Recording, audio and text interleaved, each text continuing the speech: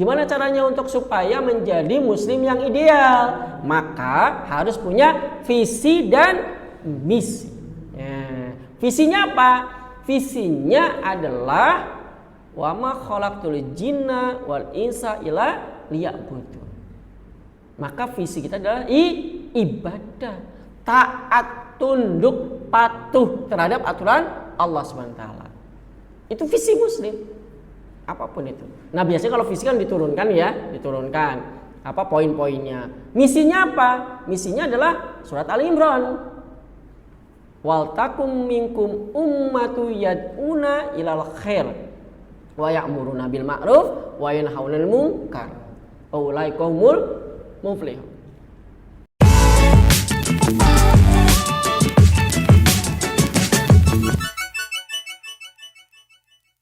Assalamualaikum warahmatullahi wabarakatuh. Innal hamdalillah nahmadu wa nasta'inu wa nastaghfiruh wa na'udzu billahi min syururi anfusina wa min sayyiati a'malina may yahdihil fala mudhillalah wa may yudhlil fala hadiyalah. Asyhadu an la ilaha illallah wahdahu la syarikalah wa asyhadu anna Muhammadan abduhu wa rasuluhu la nabiyya ba'dah. Qala ta'ala fil Qur'anil Karim, a'udzubillahi minasyaitonir rajim. Bismillahirrahmanirrahim. Wal takum minkum ummatu yad'una ilal khair wa ya'muruna bil ma'ruf wa yanhauna 'anil munkar wa ulaika humul muflihun. Al-ayat. Wa qala aidan, bismillahirrahmanirrahim. Kuntum khairu ummatin ukhrijat linnas ta'muruna bil ma'ruf wa tanhauna 'anil munkar wa tu'minuna billah. Al-ayat. Alhamdulillah, alhamdulillahin, bersyukur pada Allah SWT atas segala nikmat, kesempatan, atas izin Allah SWT kita bisa berjumpa lagi ya dalam hangout Yuk Hijrah, yang semoga Allah SWT memberikan ridho terhadap aktivitas kita hari ini, dan semoga kita semuanya diberikan keberkahan oleh Allah SWT, diberikan kesehatan, diberikan rizki yang barokah serta berlimpah, diberikan kebaikan, dimudahkan dalam segala urusan kita, baik yang sekolah dilancarkan sekolahnya, yang kuliah dimudahkan dalam perkuliahannya, yang bekerja diberikan aktivitas lancar, keberkahan dan kesehatan. Dan semoga keluarga kita masing-masing di rumah itu kecipratan pahala kebaikan dari apa-apa saja yang kita lakukan pada saat ini. Amin ya Allah ya Rabbal alamin. Salawat serta salam kita sampaikan kepada junjungan kita Nabi besar Muhammad sallallahu alaihi wasallam, karena beliaulah kita mendapatkan Islam secara kafah, secara menyeluruh, secara sempurna, tanpa kurang sedikit pun. Sahabat Yuk Hijrah yang rahmati Allah SWT, alhamdulillah pada saat ini kita berjumpa dalam rangka bertakarub kepada Allah SWT, mendekatkan diri pada Allah SWT dalam thalabul ilmi ya. Insyaallah pada kesempatan kali ini kita akan membahas tentang menjadi muslim yang ideal. Keren ya. Kita sudah muslim, ada yang ideal begitu. Enggak cukup gitu ya. Enggak cukupkah hanya sekedar syahadat begitu ya, udah muslim saja gitu ya, atau ya sudahlah kita sudah melaksanakan apa saja yang perintah Allah SWT, katakanlah begitu ya. Nah, insyaallah kita akan membahas pada kesempatan kali ini ya. Sahabat Yuk Hijrah yang dirahmati Allah SWT, yang menjadi muslim yang baik itu memang menjadi manfaat bagi semua manusia. Nah, ini harus dipahamkan begitu. Kita sebagai hamba Allah, kita sebagai makhluk Allah SWT diciptakan untuk melaksanakan perintah Allah dan menjauhi segala larangan Allah SWT. Tentu kita sebagai muslim itu harus memiliki visi dan misi. Nah, gitu. Jadi bukan hanya sekedar organisasi ya, pribadi kita sebagai muslim juga harus memiliki visi dan misi begitu.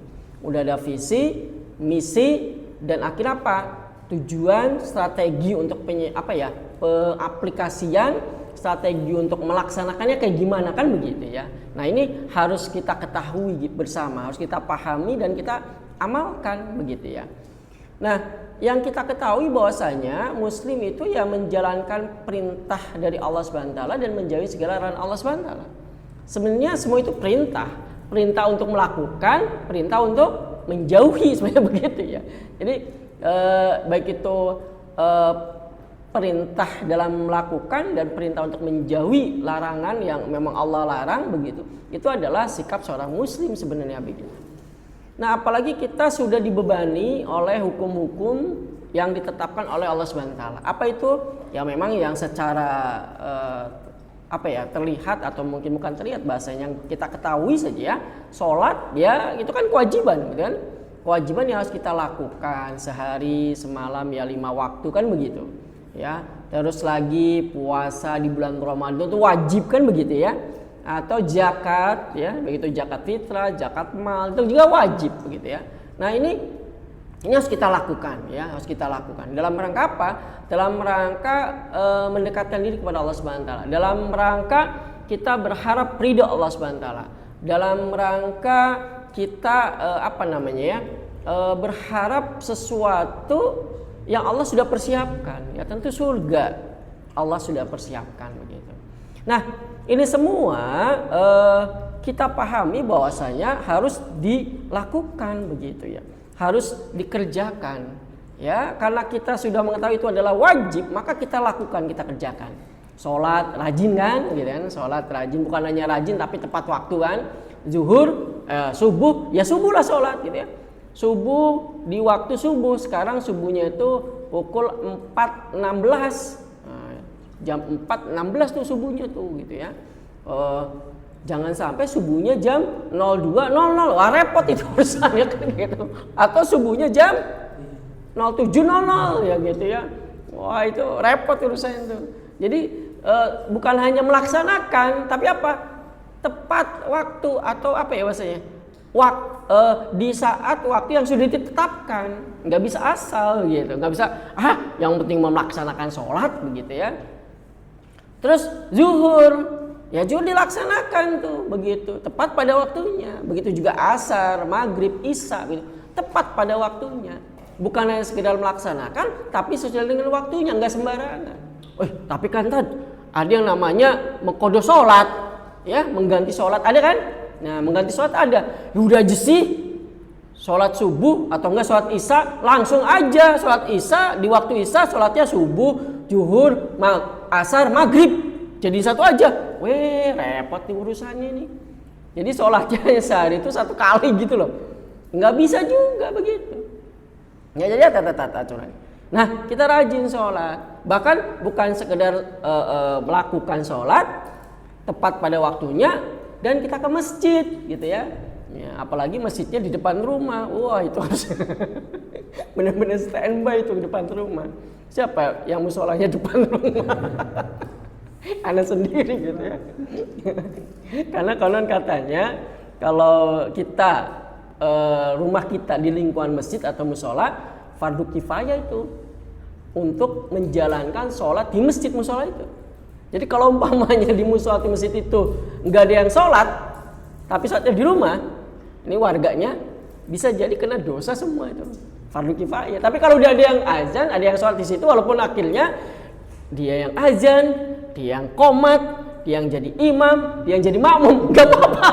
Itu menyelamatkan warga itu, gitu fardu kifayah soalnya. Tapi kalau nggak ada, wah itu bisa kena itu. Gitu ya. Ini konon katanya demikian. Jadi ke masjid begitu, ke masjid. Jadi ini adalah aktivitas yang memang bukan sekedar melakukan, bukan sekedar menjalankan. Atau mungkin itu sholat, puasa katakanlah di bulan Ramadan puasa, wajib kan? Begitu puasa Ramadan wajib. Kuranglah puasanya sunnah Senin Kamis boleh. Kurang puasanya, puasa apa? Daud boleh, ya kan? Masih kurang puasa Daud itu kan. Sehari puasa, besok enggak. Sehari puasa, besok enggak. Setiap hari puasa gitu kan? Boleh. 3 hari berturut-turut di pertengahan bulan. Atau yaumil bid, silahkan. Kurang puasanya. Apa itu? Puasa itu ada bukanya. Udah puasanya sehari semalam, sehari. Jadi 3 hari 3 malam lujud. Ya enggak bisa lah. Itu namanya apa? Puasa pati geni. Belum pernah kan? Anak mau pernah. Karena waktu itu enggak tahu ilmunya. Jadi puasa maghribnya nggak buka, diminta orang tua, udah bukan orang tua sih, nenek keturunan lah ya gitu, dilakukan ya ternyata itu dosa, nggak boleh. Jadi ada ketentuannya. Jadi syariat itu ada ketentuan juga. Jadi puasa Ramadan wajib. Terus apalagi sedekah, ya kan? Sedekah, berinfak, berzakat. Oh, gua mau orang kaya dong, sehingga sedekahnya jor-joran lah, jebret terus sedekah semua. Sholat enggak, wah repot urusannya ini, gitu kan? Sedekah jor-joran tapi sholat enggak, ya pincang juga, gitu ya. Nah ini yang memang harus kita pahami bersama, bahwasanya itu enggak cukup. Udah mah sholat tepat waktu, sholatnya tepat waktu sesuai dengan waktunya, terus di masjid, terus puasa Ramadan, terus lagi apa, zakat, menunaikan zakat fitrah gitu. Wah lengkap nih berarti kan, gitu kan. Ternyata belum cukup, begitu, belum cukup. Loh kok belum cukup, gimana, ini udah seorang muslim. Iya sih, tapi pengen ideal enggak. Karena ada ayat-ayat Allah yang mendorong, menuntut kita agar menjadi yang ideal, begitu ya. Yang ideal begitu. Nah, sebelum ke muslim yang ideal, ana coba bahas dulu muslim yang baik dulu ya. Oh, muslim yang baik, emang ada yang muslim nggak baik? Ada lah. STMJ kan, sholat terus maksiat jalan gitu kan. Atau apalagi bahasanya. Jadi seperti itu. Apa itu muslim yang baik ya? Beda dengan menjadi muslim yang ideal. Kalau muslim ideal ada visi dan misi, nanti itu visi dan misi. Nah, muslim yang baik yang pertama adalah istiqomah dalam beribadah. Nah, istiqomah itu apa ya sebetulnya? Terus menerus dalam beribadah. Ya, dalam surat Az-Zariyat ayat 56 ya kalau nggak salah ya. Itu Allah SWT berfirman, a'udzubillahi minasyaitonir rajim, bismillahirrahmanirrahim, wa ma khalaqtul jinna wal insa illa liya'budun. Aku tidak menciptakan jin dan manusia melainkan agar mereka beribadah kepadaku gitu. Jadi ya ibadah gitu. Jadi manusia itu diciptakan oleh Allah SWT dalam rangka ibadah. Dalam rangka apa? Tunduk. Dalam rangka apa? Patuh. Dalam rangka apa? Taat kepada aturannya. Gitu. Sebenarnya ibadah itu taat pada aturannya. Gitu. Bukan hanya sekedar sholat begitu kan, tapi aktivitas lain tidak memakai atau menggunakan apa-apa saja yang Allah sudah atur, ya nggak bisa ibadah. Jadi muslim yang baik itu adalah mereka yang bisa melakukan ibadah dengan aman dan nyaman, begitu. Aman dan nyaman, tanpa ada ancaman yang menderitai. Jadi ini penting sekali nih. Maka yang terpenting itu apa? Ibadah itu istiqomah. Istiqomah aja lah gitu. Saya mah palingan dia sholat, tapi istiqomah. Apa sholatnya? Sholatnya tepat waktu, di masjid terus, jadi imam terus. Keren kan? Gitu. Ya soalnya kan gak ada warga, cuma seorang doang. Ya. Jadi begitu. Ya, jadi istiqomah tuh ya. Tapi sayangnya nggak semua negara di dunia ini memang mendukung kebiasaan muslim untuk beribadah. Nah repot nih urusannya begitu. Ya, ya misalnya lah pengen seseorang udah sholat, ada misalkan seorang perempuan ya gitu kan, pengen beribadah kan taat, tunduk kan dengan aturan Allah, pengen pakai hijab kan begitu kan, pengen menutupi auratnya begitu. Nah, ini tidak didukung oleh negara. Kenapa? Karena ada ancaman lah, ada intimidasi lah, bahkan tidak boleh beraktivitas seperti halnya masyarakat normal katakanlah gitu. Misalkan boleh kerja di sini asalkan dibuka hijabnya atau jilbab. Kayaknya bukan di negara-negara Eropa deh, negara Indonesia juga sama ada ya. Jadi ya ini kan bahaya nih. Jadi ketika mau beribadah secara istiqomah ada ancaman, ada intimidasi. Bahkan ancamannya bukan hanya itu, ancaman rudal lah. Ya kayak di Palestina kan sekarang kan. Masya Allah itu memang kurang ajar lah bagi yang terus menyuarakan Free Palestine. Lanjutkan. Jangan pernah lelah, jangan pernah jenuh. Ya, antum semua yang mencoba mendukung Palestina itu ada pengaruhnya. Ya, yang mendukung Palestina dengan cara boykot produk ada pengaruhnya juga gitu ya. Collab itu perusahaan-perusahaan yang melawan Palestina itu collab udah. Maka dari itu terus berjuang. Jadi kalau ada yang tidak mengkonsumsi ya produk-produk dari Israel, ya nggak apa-apa, sebutkan aja kayak Starbucks, McD atau mungkin yang lainnya gitu. Udah lanjutkan itu. Tapi katakanlah ya saya malah melakukan itu sebelum ada perang Palestina Israel. Kenapa? Nggak kebeli, nggak beda perusahaan itu, nggak kebeli ke kopi Starbucks. Ya. Selain itu apa? Saya itu suarakan bahwasanya Islam itu akan menang, dukung, ya. Terus suarakan bahwasanya Palestina akan menang begitu. Nah ini adalah beribadah kepada Allah Subhanahu Wa Taala. Maka dari itulah istiqomah ya. Yang pertama adalah apa tadi? Istiqomah dalam beribadah kepada Allah Subhanahu Wa Taala. Yang kedua adalah menjadi Muslim yang baik itu bersih, bersih dari penyakit hati.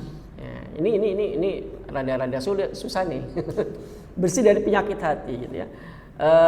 Dan janganlah kamu iri hati terhadap apa yang dikaruniakan Allah kepada sebagian kamu lebih banyak dari sebagian yang lain. Jadi jangan iri hatilah.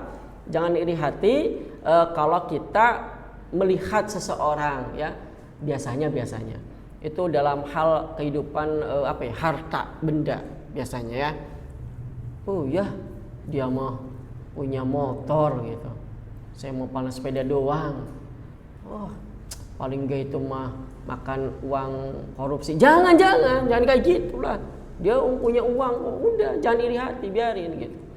Atau ya pengen moge motor gede nih, nggak kebeli. Malas ya, masa dia kebeli. Jangan iri hati seperti itu gitu ya. Jadi kita harus jaga. Kenapa? Karena menurut Rasulullah SAW hati itu adalah raja. Ya, yang memang itu bisa menggoyahkan pemikiran kita dan akhirnya kita melakukan perbuatan-perbuatan yang tercela gitu. Jadi dari hati. Jadi jika baik hatinya, maka baik pula perilaku dan amalan kita. Nah itu hati. Ya. Tapi hati nggak bisa menentukan ini baik ini buruk, nggak bisa. Gitu. Ya, ada yang berkata misalnya hati itu bisa mendorong membawa kita kepada kebaikan, belum bisa. Kenapa? Karena ada syaratnya. Ya kita sudah pernah ngebahas ya di Hangout You Hijrah sebelumnya. Syarat untuk berpikir itu adalah ada 4. Harus ada bendanya, ada faktanya gitu ya. Ada panca indera, ada maklumat sebelumnya. Baru dengan akal gitu ya. Nah hati mah hanya mendukung. Jadi maka jika raja itu buruk ya buruklah semua. Jadi ini yang harus kita pahami bersama bahwasanya kita dalam rangka menjaga hati ya hindari tuh penyakit hati gitu ya. Iri, dengki. Kayaknya gini loh, kalau iri kepada orang lain itu capek tau. Bener gak sih? Dongkol sama orang lain itu capek, ya kan? Kalau orang yang didongkrongin, yang diiriin, dia nggak ngerasa capek nggak dia? Enggak lah. Ya kita doang kan? Itu yang pertama. Yang kedua, orang yang kita dongkolin, yang kita omongin tuh kejelekannya. Untung dia, apa untungnya? Dosanya digerogotin oleh kita yang ngomongin. Ya, jangan dengan dah. Jadi Muslim yang memang siap untuk memberi manfaat itu adalah memang yang mampu membebaskan tadi dari penyakit hati, ya. Yang mampu membebaskan dirinya dari belenggu-belenggu penyakit hati. Yes, bersihkan hati. Sudahlah, apapun yang kita miliki, yang kita dapatkan dari Allah Subhanahu Wa Taala, dan itu baik kok. Allah itu maha baik. Allah itu maha baik, maha mengetahui kebutuhan kita. Belum tentu yang kita inginkan, yang kita inginkan seperti orang lain itu baik untuk kita, belum tentu. Ya, Allah akan memberikan kebaikan dalam hal kehidupan. Jadi jangan pernah iri. Wah, dia mah enak ya punya mobil, kemana-mana nggak kehujanan, nggak kepanasan. Belum tentu kalau kita yang mendapatkan mobil akan dapat kebaikan. Belum tentu. Ya, enak banget ya dia mah punya motor, bisa kemana-mana, bisa pakai motor, saya mah cuma sepeda. Belum tentu motor itu untuk membawa kepada kebaikan, belum tentu, gitu ya. enak banget ya dia punya sepeda, saya mau jalan kaki. Belum tentu yang punya sepeda juga untuk kebaikan. Loh kok bisa? Lah sepedanya buat jalan-jalan doang, naik gunung doang. Sepeda yang gak dipakai untuk ya ikut hangout new hijrah katakanlah gitu kan. Ya. Enak banget ya dia punya kaki, saya mau gak punya kaki katakanlah. Belum tentu yang punya kaki itu pahalanya gede barokah, belum tentu. Oh kakinya untuk menuju kepada kemaksiatan, ya kan? Gitu. Ya jadi ini jangan iri hati ya. Jadi penyakit hati kadang nggak disadari tuh, diam-diam pahala habis, teret-teret menggerogoti pahala. Jadi sudah, kalau kita membebaskan diri dari penyakit hati itu awet muda, bener loh. Iyalah, awet muda. Ubannya lama tumbuhnya. Tapi ini bukan disclaimer ya. Nanti banyak ubahnya ini sering penyakit hati enggak? Bukan itu, jangan. Ini, waduh salah ngomong berarti ini. Gimana ya maksudnya ya? Ya pokoknya awet muda lah gitu lah ya. Awet muda gitu. Ya kan bebas, pikirannya bebas lah. Mau cari apa coba ya kan? Gitu. Itu yang kedua ya. Jadi menjadi muslim yang baik yang pertama tadi apa? Istiqomah dalam beribadah. Yang kedua adalah bersih hati dari penyakit hati, bersihkan hati dari penyakit. Nah yang ketiga adalah apa? Yakin memilih jalan kebaikan. Yakin memilih jalan kebaikan. Jika kamu berbuat baik, ya berarti kamu berbuat baik untuk dirimu sendiri, begitu loh. Nah dan jika kamu berbuat jahat, maka kerugian kejahatan itu untuk dirimu sendiri. Nih makanya aneh kalau ada orang atau manusia yang bilang, tuh dikit-dikit dilarang, dikit-dikit larang, dilarang kok dikit-dikit nggak banyak-banyak gitu. Padahal perintah dan larangan Allah SWT itu dalam rangka memberikan kebaikan untuk dirinya sebagai manusia sebenarnya. Nah ya sering ini sering banget nih anak contohkan apa ya ilustrasinya begitu loh dalam hal benda. Ini kalau yang sering hadir di kajian anak hafal banget nih apa namanya tuh. Ilustrasinya. Nggak mungkin orang yang membuat laptop itu nggak membuat buku panduannya, ya kan? Bingung dia nanti yang mau make, ya kan? Dan nggak mungkin orang yang membuat laptop dan buku panduannya itu isinya untuk merusak laptop, nggak mungkin. Masa iya ketika membuka laptop tata cara tuh buku nyalakan laptop dengan menekan tombol power sekeras-kerasnya dengan paku, nggak mungkin lah, rusak gitu, ya kan? Ketiklah di keyboard sekeras-kerasnya dengan palu, ya nggak mungkin itu, nggak mungkin ngerusak itu. Jika ingin membersihkan layar monitor, maka bersihkanlah dengan amplas yang tebalnya 6, kasarnya 6, ya nggak mungkin ngerusak, nggak ada itu. Maka aturan Allah itu enggak merusak manusia begitu. Maka yakin bahwasanya untuk memilih kebaikan yang baik itu harus yakin kita. Gimana caranya? Yakin. Saya memilih Islam itu yakin Islam itu membawa kebaikan. Nah gitu loh. Saya mengikuti aturan Allah itu yakin karena Allah memberikan kebaikan, pasti menunjukkan jalan ke kebaikan. Yakin. Jangan ragu. Makanya kalau menjadi seorang muslim itu sebenarnya gampang, mudah, nggak neko-neko.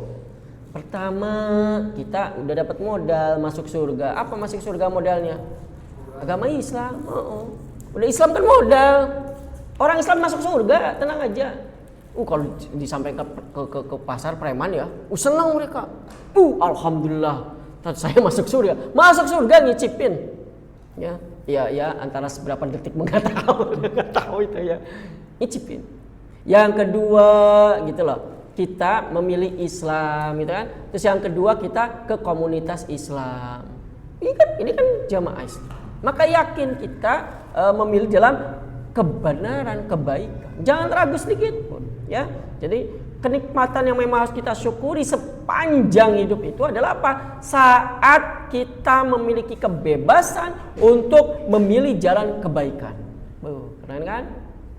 Jadi kenikmatan yang harus kita syukuri sepanjang hari itu apa?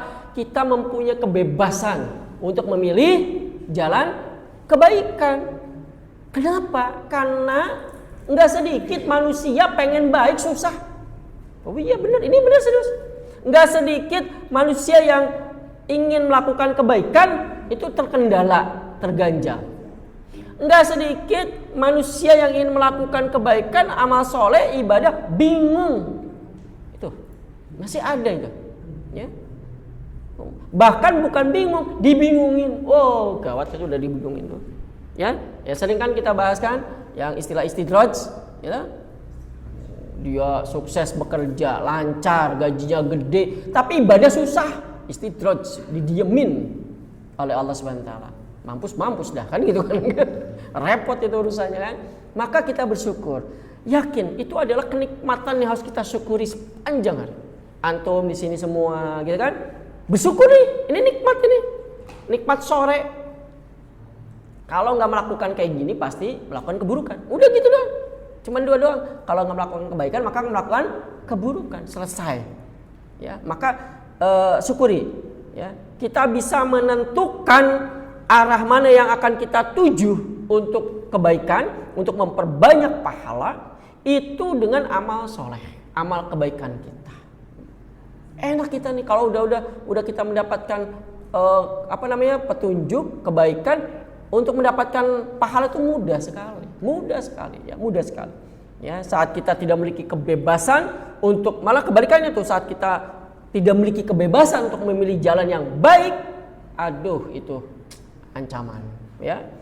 Maka itu saat itu kita harus berjuang untuk keluar dari belenggunya, gitu ya. Jadi kita harus terus berusaha. Emang iya tah kita akan menemui hal seperti itu? Iya, bisa menemui hal seperti itu. Akan menemui seperti itu. Maka belenggu bisa berasal dari sini. Nih yang anak-anak muda sekarang ada istilah adalah self love. Ya, ini self love. Self love itu mencintai diri sendiri. Apa self love itu? Self love itu dia menganggap bahwasanya mencukupi diri sendiri. Ada orang yang bilang, "Alah lo tuh malas segala." Ya biarin, ini adalah gua. "Alah lo itu nggak berguna segala." Ya biarin, inilah saya. Itu self love. Padahal kalau memahami self love yang benar adalah apa? Kita mensyukuri apa-apa saja Allah berikan. Itu self love namanya. Misal, mencintai diri sendiri self love. Kesehatan, ya jagalah kesehatannya. Mencintai diri sendiri, rezeki ada, jagalah rezekinya itu untuk membelanjakan harta kepada yang baik. Antum yang sekolah, itu self love, harusnya cintai, jagalah sekolahnya yang rajin, yang disiplin. Kenapa? Karena Allah memberikan itu, begitu. Nah, ini adalah yakin untuk memilih jalan yang kebaikan. Itu adalah yang ketiga. Yang keempat, nah ini yang keempat agak rinci nih untuk menjadi muslim yang baik dulu sebelum ideal. Apa itu? Terbebas dari hutang dan riba. Oh ini agak rinci nih gitu ya. Kan katanya pengen jadi muslim yang baik gitu ya. Ribanya sih iya terbebas. Hutang itu ya sulit amat menghindari hutang nih gitu ya. Anda juga punya hutang gitu. Tapi konon katanya hutang itu adalah rezeki yang didahulukan. Ya nggak apa-apa sih gitu. Rezeki yang didahulukan. Dan ciri persaudaraan muslim itu adalah saling utang piutang. Jadi kalau belum utang piutang itu belum saudara, belum keluarga. Tapi benar ya omongan ini. Nanti pada deket ya. Wah, Kak Anas kayak gitu. Nanti datang. Wah, Kak Anas, kita saudara loh, keluarga. Utang gak? Enggak gitu. Bukan kayak gitu. Kalau ada ya silakan saja ya.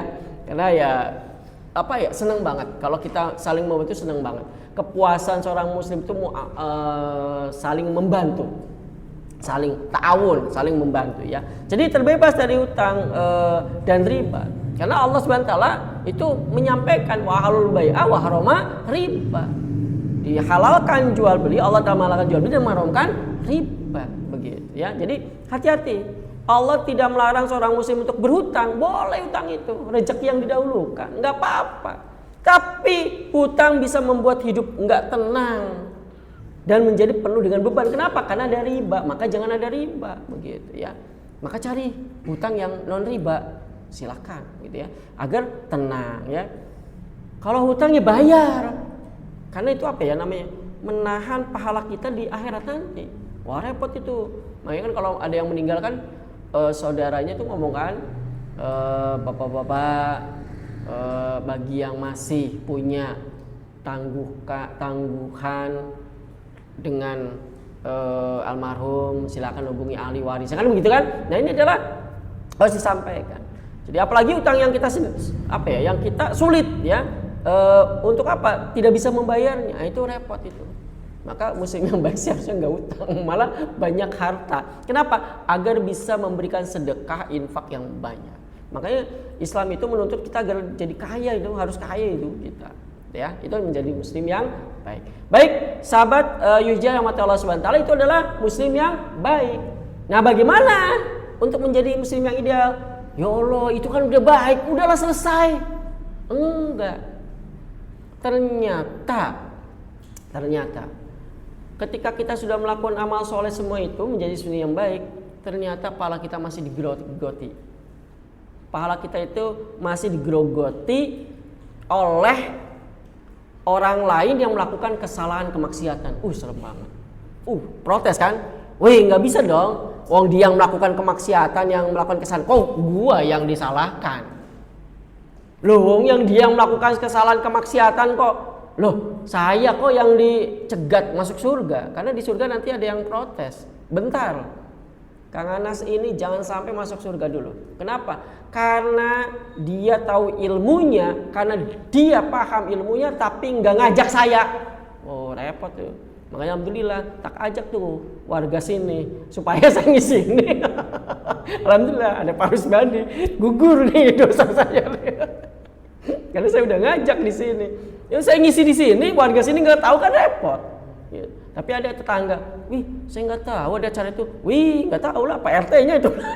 Saya tahunya di grup, di grup pengusaha pedagang gitu. Jadi begitu, ya. Jadi ternyata pahala kita bisa digrogoti gara-gara orang lain, ya, muslim yang melakukan dosa. Repot urusannya nih. Makanya kan ada istilah tuh, ada dosa investasi, ada pahala investasi. Keren kan? Ya. Kalau umpamanya kita sholat, tadi kan kita ngebahas sholat tuh. Kita sholat, pahalanya ketika sholat doang, ya kan? Setelah sholat, pahalanya ngalir nggak? Enggak lah, udah selesai saat itu. Katakanlah sholat ya, nilainya ini mah hitung-hitungan kasar lah ya. Lebih daripada ini sebenarnya mah. Sholat subuh nilainya 1000 katakanlah itu. Dohor ya 800 katakanlah gitu. Wah udah sholat subuh dohor udah 1800 tuh pahalanya umpamanya itu hitungan. Kan itu hitungan. Ya udah 1800 itu aja pahalanya gitu. Melakukan kebaikan beda karena ini sholat gitu, ya. Jadi ada pahala investasi, dosa investasi juga ada. Ketika kita sudah menjalankan aktivitas pribadi, ibadah gitu maksudnya, amal soleh, tapi ternyata ada orang lain yang tidak tahu, tapi sering-sering berinteraksi nggak ngasih tahu, itu bisa digerogoti kita pahalanya. Nah, jadi gimana caranya untuk supaya menjadi muslim yang ideal? Maka harus punya visi dan misi. Ya. Visinya apa? Visinya adalah wa ma khalaqtul jinna wal insa illa liya'budun. Maka visi kita adalah ibadah, taat, tunduk, patuh terhadap aturan Allah Subhanahu wa taala. Itu visi muslim. Apapun itu. Nah, biasanya kalau visi kan diturunkan apa poin-poinnya. Misinya apa? Misinya adalah surat Ali Imran. Wal takum minkum ummatu yad'una ilal khair wa ya'muruna bil ma'ruf wa yanhauna 'anil munkar. Ulaikumul muflihun. Visinya adalah untuk ibadah, menjalankan aktivitas, semua aktivitas kita ini adalah dalam rangka ibadah, dalam rangka tunduk, taat, patuh kepada Allah Subhanahu wa taala. Maka misinya adalah menyebarkan kebaikan, menyampaikan kebaikan. Kebaikan apa? Umum gitu, ya. Maka langkah-langkahnya untuk menjadi muslim yang ideal adalah apa? Yang pertama tadi udah dibahas tuh, menjadi Islam yang baik, muslim yang baik, ya, untuk diri sendiri. Bagi yang pelajar maka menjadi prestatif, ya. Orang muslim kok bodoh gimana ya? Orang muslim kok nggak pintar gimana sih? Orang muslim kok nggak cerdas gimana sih? Gitu kan? Nah, gitu. Jadi orang muslim tuh harus sebenarnya ideal ya. Kan ini kan lagi ngomong ideal ya. menjadi muslim ideal. Idealnya seorang muslim itu bukan hanya dia taat ibadah, tapi apa? Pinter, cerdas, dalam akademik cerdas, ranking terus, ya. Makanya ya Anda ini bukan apa? Katakanlah kalau sekolah harus ranking 1 terus. Ini dalam artian bukan mesti ranking 1 tuh yang terbaik, enggak juga. Maksudnya paham tentang ilmu-ilmu itu. Orang muslim itu harus paham sakofah umum, sakofah umum lah ya, sakofah umum, pengetahuan umum. Paham lah, teknologi paham, apalagi ilmu-ilmu dunia harus paham. Gitu. Karena Rasulullah memberikan menyarankan agar thalabul ilmi walau bisin. Udah tuh belajar sampai ke negeri Cina. Ya. Tentang dunia urusannya engkau yang mengetahuinya, ya. Jadi kata lain adalah muslim yang prestatif. Yang kedua adalah muslim yang ideal itu ada muslim yang enggak panjang angan-angan, tulul amal. Jangan. Kenapa? Karena kalau tulul amal itu nggak ada strategi, nggak ada cara-cara begitu. Nah ini yang harus dihindari. Gitu. Maka dari itulah untuk menjadi muslim yang ideal adalah apa? Bukan hanya kita ibadah tadi, tapi kita juga menyampaikan kebaikan, kebenaran. Nggak cukup cuma sholat, nggak cukup cuma puasa Ramadan, nggak cukup membayar zakat fitrah. Tapi kita untuk menyampaikan kebaikan, mengajak kepada kebaikan, berkumpul kepada kebaikan. Udah selesai itu. Ya. Menyampaikan Islam, menyebarluaskan Islam. Kalaupun nggak bisa ngomong atau mungkin menjelaskan atau ceramah, ngajak ya itu kepada Islam, ngajak kepada pengajian, ngajak kepada komunitas, khususnya komunitas hijrah katakanlah. Itu udah ideal itu. Gitu. Maka dengan kata lain, ini harus kita pahami sama. Menjadi muslim yang ideal itu yang pertama adalah ibadah kepada Allah Subhanahu wa taala, wa ma'utul jinna wal insa illa liya'budun. Yang kedua adalah apa? Menyeru kepada kebaikan. Terus muslim yang harus prestatif, ya, yang menjadi prestasi, ya. Itu adalah siswa tadi, ya. Untuk mahasiswa katakanlah kumlot, IPK-nya 4 berturut-turut 2 semester, 3 semester, iyalah. Kalau bisa 8 semester 4 terus begitu kan. Gitu. Karena nulis sendiri gitu tuh. Alhamdulillah nih lagi sombong nih. 2 semester 4 terus IPK-nya nih. Sampai taklaminating kan kenangan. Semester berapa? 1 dan 2, 4 terus udah taklaminating. Semester 3 turun 3,9. Ada satu mata kuliah yang memang mau menyuarakan Islam, dosennya nggak sesuai, udahlah kena ya. Mungkin ada yang paham lah apa itu maksudnya lah gitu kan. Nah ini prestatif. Jadi muslim jangan kendor. Harus sehat, ya, badannya sehat, nggak boleh sakit-sakitan. Ini lagi ngomong diri sendiri sebenarnya. Olahraga gitu ya. Harus kuat. Ya gimana bisa menjadi muslim yang ideal ketika mau jihad? Kita sakit-sakitan, ya kan? Jadi jaga kondisi makanan, minuman, olahraga. Nih, mohon maaf lagi ngomongin diri sendiri, nggak pernah olahraga. Tapi hijrah nanti ada futsal, ada badminton ya dalam rangka apa? Memenuhi kebutuhan jasmaninya begitu. Baik, itu yang untuk bisa menjadi muslim yang ideal. Maka poin pentingnya adalah apa? Kita tidak cukup untuk melakukan ibadah mahdhah, tapi juga kita menyampaikan Islam ke tengah-tengah umat, ke tengah-tengah masyarakat, mengajak kepada kebaikan agar kita menjadi muslim yang ideal. Wallahu a'lam bishawab. Nanti kita bisa berbincang-bincang, tanya jawab atau mungkin bisa tanggapan. Begitu.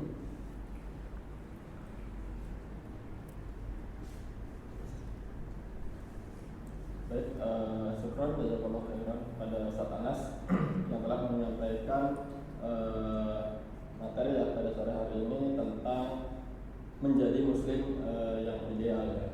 Nah, ternyata tadi banyak ya cara-caranya gitu kan, bagaimana kita bisa menjadi muslim yang ideal. Tadi sebelum ideal harus menjadi muslim yang baik dulu. Apa itu? Istiqomah dalam beribadah, tadi kan ibadah-ibadah mahdohnya gitu kan. hanya rajin gitu kan, tapi tepat waktu gitu kan. Kemudian menjadi muslim yang bermanfaat gitu terhadap sesama, terhadap lingkungan kita, terhadap keluarga kan. Kemudian terbebas dari penyakit hati gitu kan, tidak iri dengki gitu kan. Kemudian tadi untuk menjadi muslim yang ideal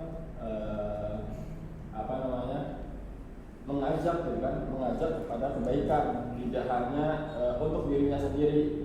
Tadi kalau acara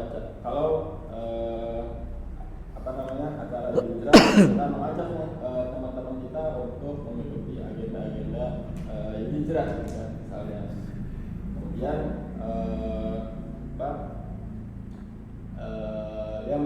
menyeru kepada kebaikan gitu kan, sehingga kita bisa memiliki pahala investasi. Nah, itu ya mungkin tadi yang disampaikan Ustaz Anas. Silakan kepada teman-teman yang mau bertanya, yang mau sharing gitu kan, tentang tema pada sore hari ini.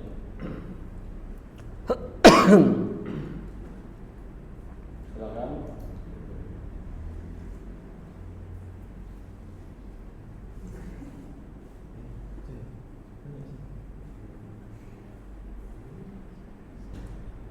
Saya jadi dari teman-teman mahasiswa, dari pasien Pak Bandi barangkali mau sharing, mau bertanya.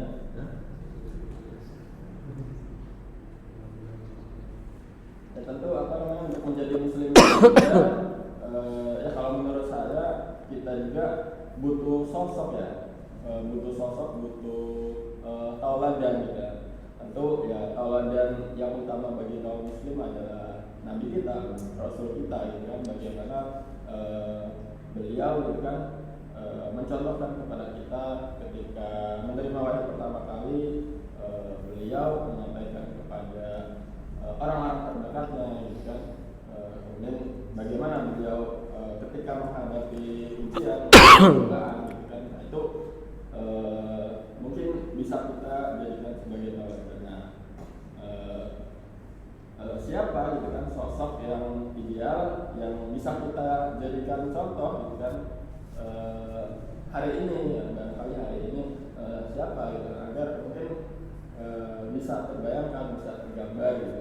Nah, tentu ya sosok-sosok pahlawan-pahlawan muslim gitu kan yang bisa kita jadikan contoh gitu kan. Silakan dari teman-teman yang mau sharing. Silakan Kang Mustio. Ya. Kan kita kan punya ini ya, ibran orang gitu, maksudnya Muhammad gitu kan, kita kan punya role model gitu sebagai punya ideal gitu kan. Nah, kan zaman Nabi Muhammad sama zaman kita kan beda-beda tuh. Beda-beda ada karena jauh juga jalan antara tahunnya gitu kan. Nah, gimana caranya kita biar bisa setidaknya meniru gitu lifestyle-nya atau gaya hidupnya Muhammad gitu kan. Itu kan menjadi ini juga ya teman kita gitu, atau kita tuh gak terdistraksi sama teknologi yang sekarang atau mungkin gaya hidup sekarang yang gak sehat gitu kan. Nah, itu gimana tuh kan biar kita bisa konsisten terus ngikutin lifestyle-nya Nabi Muhammad gitu. Atau mungkin salah-salah Nabi yang mungkin mirip-mirip lah sama beliau. Itu aja sih. Mungkin langsung dijawab. Ya. Bismillahirrahmanirrahim. Kita punya Rasul ya, Rasulullah Sallallahu Alaihi Wasallam, Nabi Muhammad Sallallahu Alaihi Wasallam sebagai role model, yang dimana beliaulah yang mencontohkan segala aktivitas yang baik gitu ya. Dan beliau juga melakukan tidak berdasarkan beliau sebagai manusia gitu. Karena ini adalah bimbingan wahyu dari Allah Subhanahu wa taala. Beliau juga bukan hanya melakukan aktivitas ibadah mahdhah begitu. Karena beliau juga mencontohkan aktivitas-aktivitas yang berkenaan dengan aktivitas duniawi gitu ya, sebagai manusianya begitu. Bukan hanya ibadah mahdhah, tapi juga melakukan aktivitas seperti ilmuwannya ya, pendidikannya dan lain sebagainya begitu ya. Jadi itu diterapkan begitu ya. Dan kita bisa mencontohnya. Kenapa? Karena kalau tidak mencontohnya, maka kita tertolak begitu. Maka kita ittiba kepada Rasulullah SAW. Ittiba itu apa ya? Mencontoh, ngikut, bukan hanya mencontoh, mengikuti. Ittiba itu. Kalau mengikuti itu, ya kalau langkahnya kaki kanan dulu ya kaki kanan dulu gitu. Nggak boleh beda. Gitu. Nggak boleh. Lah yang penting kan melangkah, enggak. Gitu. Harus sesuai gitu. Namun pun demikian di sini ada aktivitas-aktivitas yang dimana Rasulullah Nabi Muhammad SAW juga memberikan kewenangan kepada orang lain begitu, sesuai dengan ilmunya. Ya. Misal katakanlah antum a'lamu bi umuri dunyakum. Gitu. Jadi dalam hal teknologi katakanlah, silakan saja, nggak apa-apa. Nah terus kalau gitu untuk mencontoh Rasulnya di mananya? Ittiba kepada Rasulnya itu adalah yang memang menyangkut hukum syara, yang menyangkut tentang hukum Allah SWT. Kalau tidak menyangkut hukum syara itu bisa mubah, bisa mubah. Ini kalau pembahasan dalam hadis mah banyak banget nih. Lihat matanya, lihat mandulnya katakanlah gitu ya, lihat sanadnya begitu. Tapi kita nggak ke sana ya. Nah bagaimana zaman sekarang? Kalau untuk mencontoh Rasul, maka contohlah Rasul yang memang bagian hukum-hukum Allah SWT, syariatnya. Jadi kalau Allah katanya Rasul mencontohkan ibadah mahdoh, sholat, katanya ya. Tapi ada yang memang aktivitas Rasul yang dimana itu kaitannya dengan dunia. Tapi itu harus mencontoh seperti itu gitu. Apa itu? Penyampaian Islam. Kalau menyampaikan Islam dengan cara begitu, ikuti Rasul begitu. Kenapa? Karena kalau tidak mengikuti Rasul akan sulit tertolak begitu. Nah ini Mas Tio menanyakannya bagaimana dengan kita nih saat ini ingin banget mengikuti Rasul gitu ya. Jangan salah kaprah, mengikuti Rasul yang itu adalah wilayah mubah malah diikuti saja. Tapi di wilayah yang wajib malah enggak. Apa misalkan katakanlah cara berpakaian.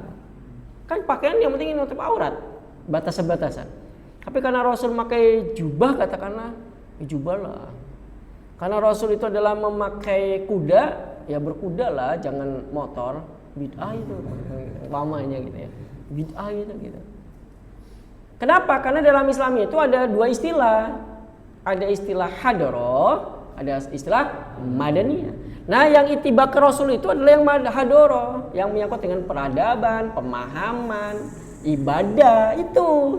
Tapi kalau menyangkut tentang madaniyah, teknologi, iptek lah ya, ilmu pengetahuan dan teknologi ya kan, benda itu boleh. Silakan zaman sekarang. Katakanlah Mas Tio sekarang adalah zamannya menciptakan teknologi pesawat katanya. Pesawat tanpa awak katakanlah kan gitu. Zaman Rasul nggak ada tuh. Wah nggak usah bikin bid'ah itu. Ya. Padahal itu wilayah madaniyah, teknologi boleh. Yang pakai jam tangan tuh bid'ah itu gitu.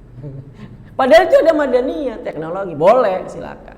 Jadi yang dimaksud ittiba ke Rasul itu bukan ke sana. Ittiba kepada Rasul itu atau mencontohkan Rasul yang menyangkut hukum syara. Ya kalau dalam hal aktivitasnya hadoro lah ya, yang menyangkut tentang hadoro begitu. Ya, menyampaikan Islam, menegakkan Islam. Itu harus mencontohkan Rasul. Metodenya, thariqahnya harus mencontohkan Rasul.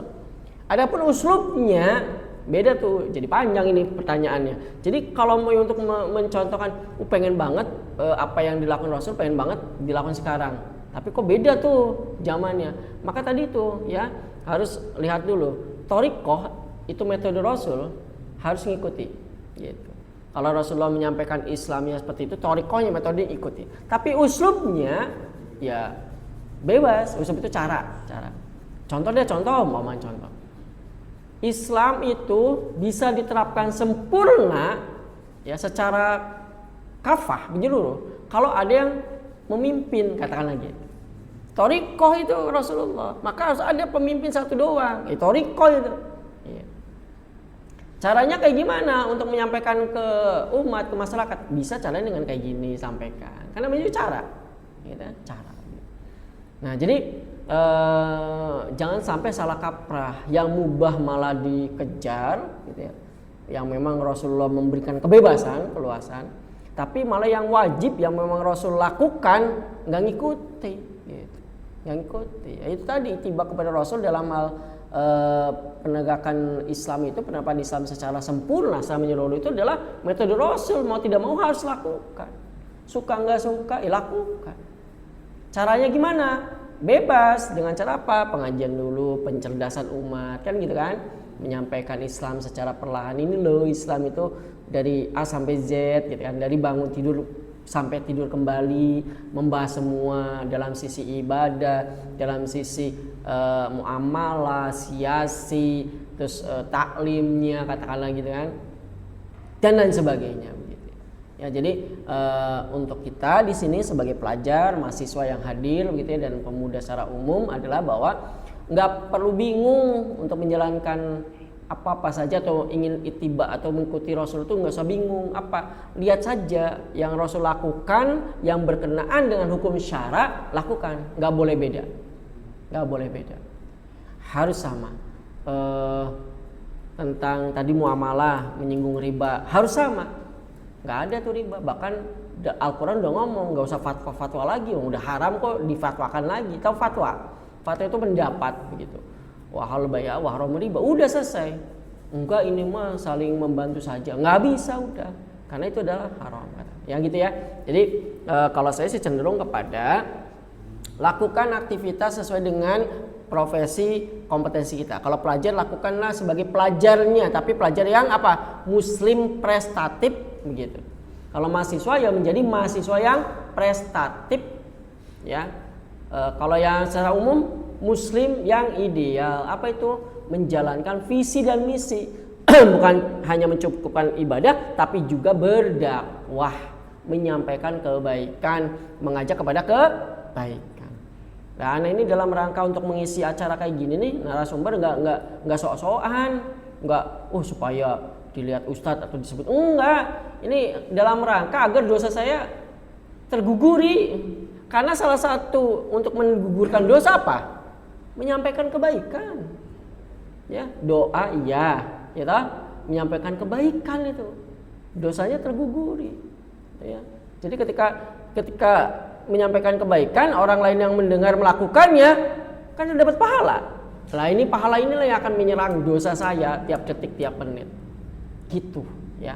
Maka untuk Mas Tio terus bersemangat untuk melakukan kebaikan. Tadi udah saya sindir.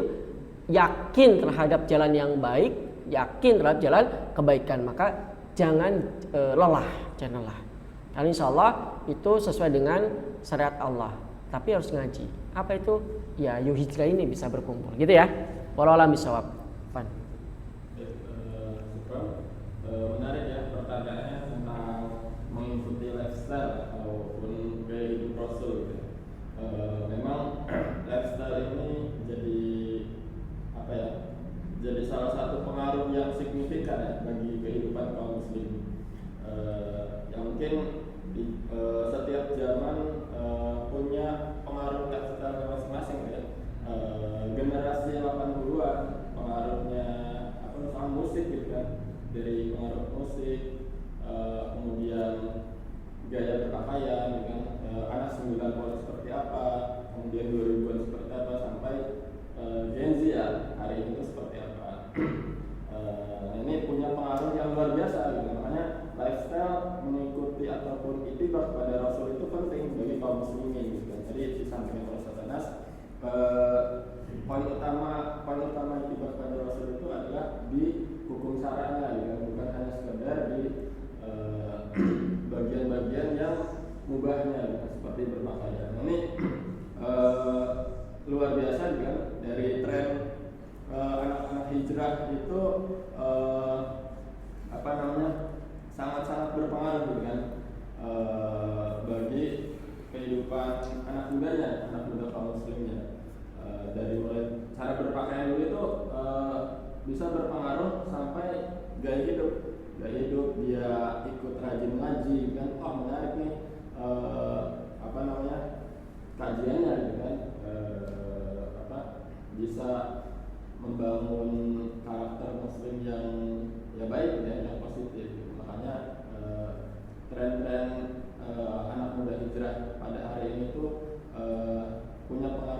signifikan bagi kehidupan kaum muslim. Bahkan teman-teman yang lain yang ingin sharing, yang ingin bertanya dari teman-teman pelajar, ada yang mau sharing? Ya.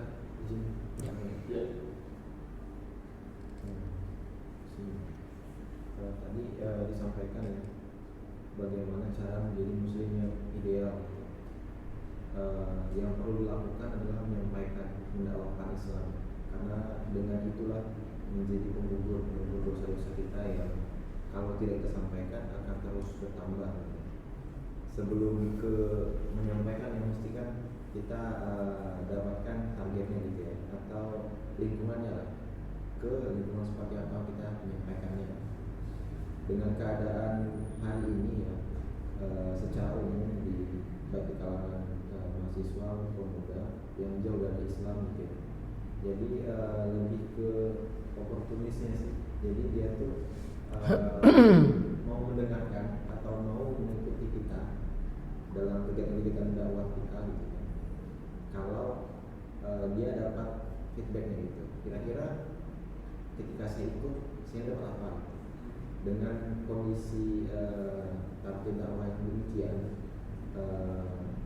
seperti apa pendekatan awalnya? Karena yang sudah kita pelajari kan mengubah perilaku seseorang pasti mengubah pemikirannya dulu. Cuman untuk langkah awal yang dilakukan itu seperti apa sebelum sampai ke sana? Artinya kan kalau kita menunggu ke pemikirannya, mesti udah ada komunikasi, mesti ada interaksi sebelum ke sananya gitu. Gimana pendekatan kita ke target dakwah yang terjadi di hari ini secara umum. Gitu. Ya. Sebelumnya mungkin karena kita keterbatasan waktu ya, maghribnya lebih cepat, kita batasi sampai jam 17.45. Baik. Bismillahirrahmanirrahim. Ya, menarik pertanyaannya, karena memang manusia itu akan melakukan aktivitas yang memang untung bagi dirinya secara fisik, gitu. Misal, ini misal. Kesini katakan diundang, datanglah supaya dapat makanan kan, secara fisik untung gitu, umpamanya kan gitu. Itu adalah manusia secara umum begitu, pengen secara fisik. Namun dia nggak sadari, padahal belum dia minta juga, secara fisik udah terpenuhi dia itu. Apa? Sehat gitu. Sehat badannya, kesempatan dia bisa melakukan aktivitas, dia nggak sadari begitu, nggak sadari. Maka disinilah kita wilayah untuk menyadarkan, gitu. Maka kalau ditanyain gimana langkah-langkahnya kan gitu ya, untuk mengajak kepada sesama muslim agar bersama-sama untuk menuju kebaikan kan begitu ya, entah itu dengan ngaji dan sebagainya. Pertama sadarkan dulu dia ada makhluk hamba Allah yang memang sudah diberikan fasilitas oleh Allah SWT. Berupa apa? Nafas. Berupa apa? Sehat. Berupa apa? Enak makan. Makan itu bukan karena rasa atau makanannya, karena sehat. Antum dikasih 1 titik aja di bibir, makan apa tuh namanya? Ayam goreng enak juga nggak enak. Beneran. 1 titiknya apalagi di lidah. Sariawan. Nggak enak. Nah, kalau nggak ada sariawan, lo jengkol aja enak kok. Jangan jengkol ya, saya juga doyan. Jadi sadarkan dulu bahwasanya dia adalah hamba Allah yang memang manusia yang memang diberikan oleh Allah segala fasilitasnya. Yang kedua adalah sadarkan lagi dia bahwasanya dia itu mesti bersyukur pada Allah SWT.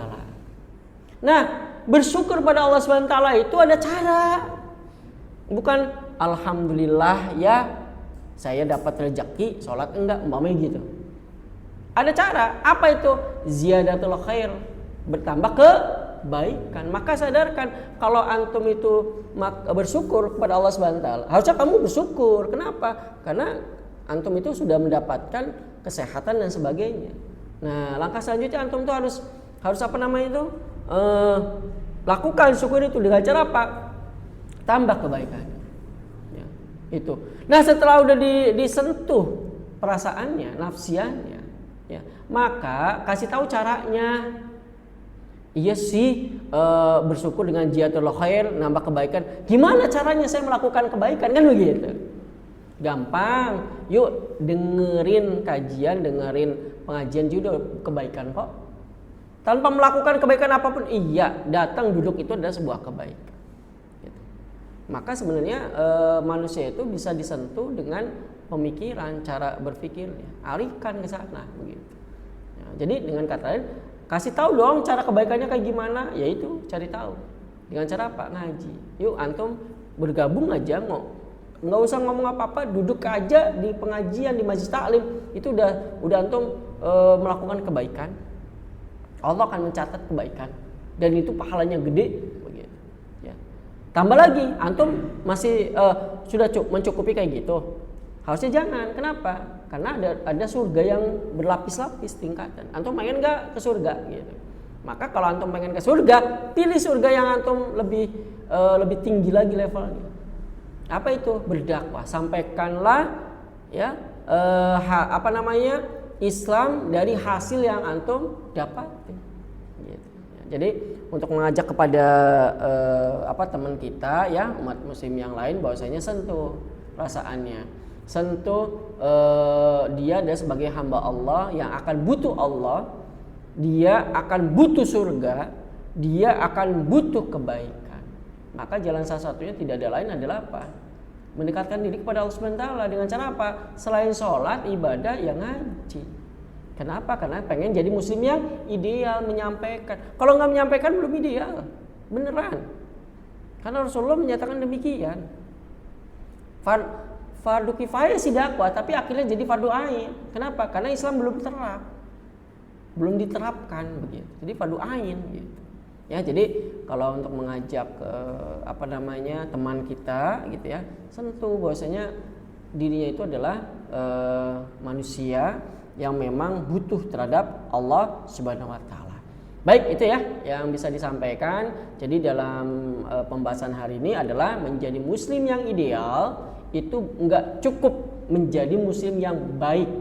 Yaitu apa? Taat beribadah enggak cukup. Ya, maksudnya sholat doang, puasa doang enggak cukup, ya. Atau apa tadi tuh? Istiqomah menghindari penyakit hati enggak cukup. Tapi muslim yang ideal itu adalah memiliki visi, itu apa? Ibadah kepada Allah Subhanahu wa taala dan menyempurnakan dengan misi apa? Menyampaikan Islam secara menyeluruh, alias berdakwah. Agar apa? Agar kita selain menjadi muslim ideal, dosa-dosa kita terguguri dan kita terbebas lepas dari kewajiban kita untuk menyampaikan amar ma'ruf nahi munkar. Jadi singkat ceritanya, menjadi muslim yang ideal adalah amar ma'ruf nahi munkar. Itu saja yang bisa Ana sampaikan, insya Allah bermanfaat. Tetap semangat dalam berhijrah ya. Hijrah makna lugawi adalah berpindah dari satu tempat ke tempat lain. Tapi makna syar'i adalah apa? Berpindah kepada aturan Allah Subhanahu wa taala. Maka jalankan. Semangat untuk berhijrah, semangat untuk ngaji, tetap istiqomah. Wallahu a'lam bishawab, bila taufiq wal hidayah. Wassalamualaikum warahmatullahi wabarakatuh.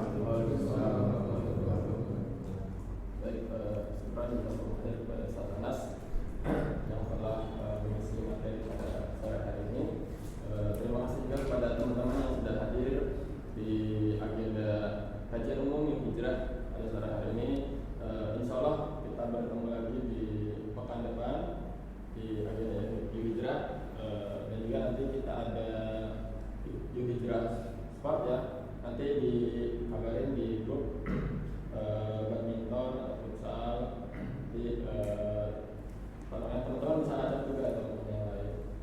Baik, kita tutup kajian hijrah pada saat hari ini dengan membaca alhamdulillah. Alhamdulillahirabbil alamin. Subhanakallah wa bihamdika asyhadu an la ilaha illa anta astaghfiruka wa atubu ilaik. Waalaikumsalam warahmatullahi wabarakatuh. Alhamdulillah.